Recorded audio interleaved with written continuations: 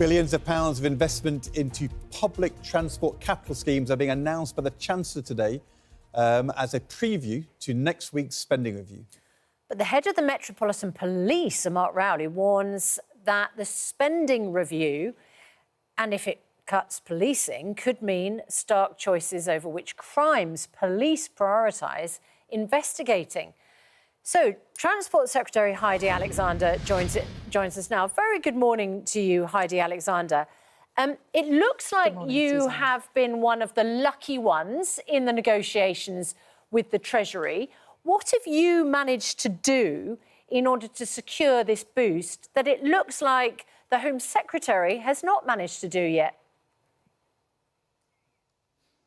So, look, there have been discussions that have been happening over many weeks and months about the spending review, and I know that the Chancellor is absolutely determined to make sure that we get the right balance between investing in big projects that can unlock economic growth in the future, to make sure that we've got revenues flowing into the Exchequer so that we can spend on public services, the health service, schools, the police.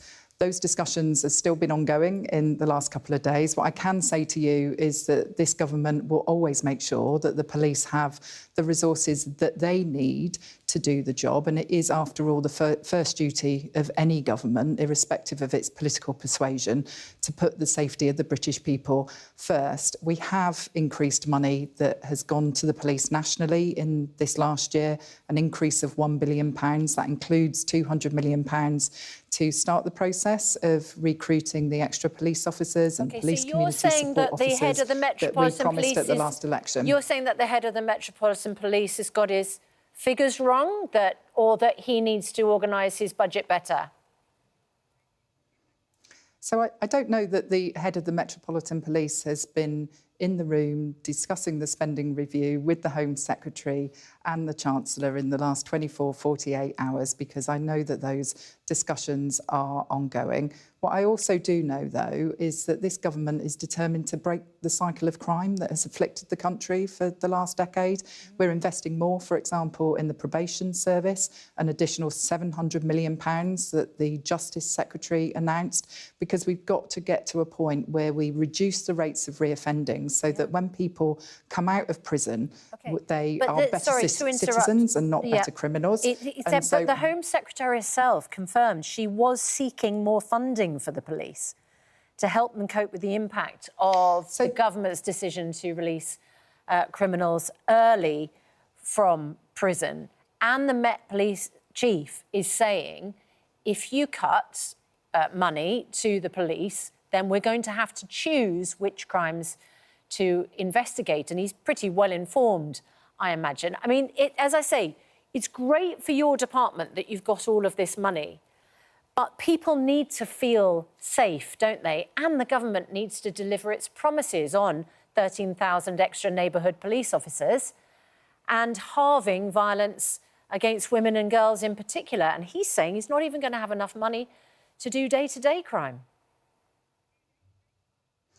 People do need to feel safe, and that's why we've announced the extra money this year that I've already talked about, that £200 million to start the recruitment process for the extra police officers and police community support officers. And I know those discussions will have been ongoing in the last 48 hours between my Treasury colleagues and colleagues in the Home Office to make sure that the police do have the resources that they need, and to make sure that that tight supervision can be placed upon people when they leave prison, to make sure that they're not recommitting crime. And I should just say, Susanna, to reassure your viewers, that in terms of releases from prisons that has been in the news in the last couple of weeks, the most dangerous offenders, people who have committed murder or are on life sentences or have committed terror offences, these people are exempt from any early release scheme. And so what the Chancellor has to do is balance the budgets. And Ed will know this from his time as you've explained to us, we've got to make sure that we've got money there for police, for the NHS, for schools, and for things like investment in public transport. And that's why we're announcing today this £15.6 billion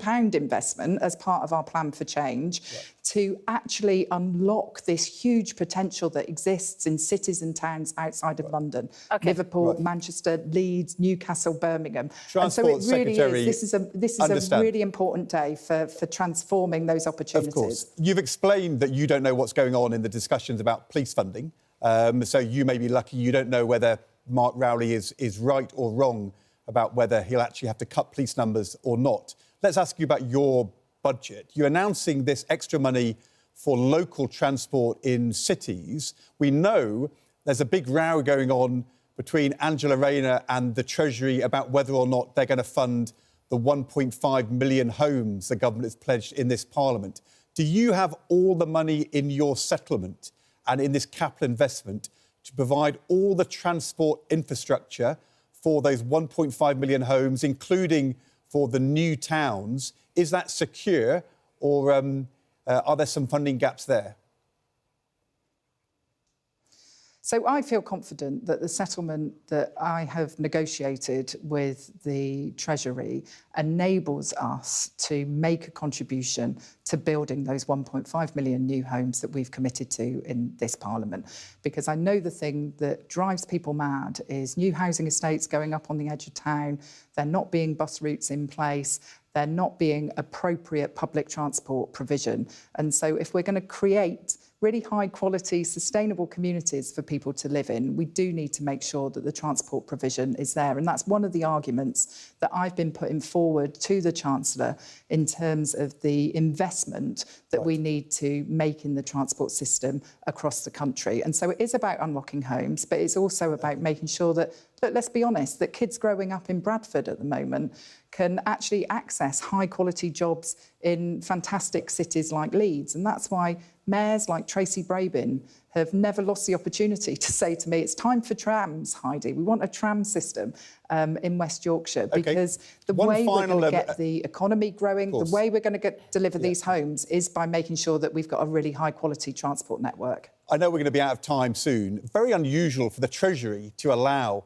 a Cabinet Minister to pre-announce the spending review settlement, but you've done it for us today on regional capital spending, also on support for housing. So this is great. I'm going to give you one other opportunity to make an announcement. When you were on our programme in December, I asked you about whether you could guarantee free bus travel for pensioners for the rest of the Parliament, and this is what you told us. So while you are the Transport Secretary, there's going to continue to be free bus travel for all pensioners. Look, I would be very, very wary about touching the English concessionary bus pass scheme, because I know what a lifeline it is for people in older age. Very wary means you're not going to take it away. So I have no plans. I have absolutely no plans. As you know, Heidi Alexander, the phrase "no plans" always rings an alarm bell, because I hear no plans and thinks, I know, but does that mean they've got a plan? Here is your moment. You've got your settlement. Are free bus concessions for pensioners secure for the next 3 years for this Parliament? So in the discussions that I've had with the Treasury, I have not proposed to make any changes to the English National Concessionary Fare Scheme, which is the scheme that provides free travel to older people. You will know that some local authorities choose to supplement that scheme, choose to augment it, but there isn't any suggestion whatsoever that as a result of this spending review process that I will be making changes to the bus passes for pensioners. So unlike winter fuel allowance, no need for U-turns, free bus travel for pensioners is secure for the Parliament.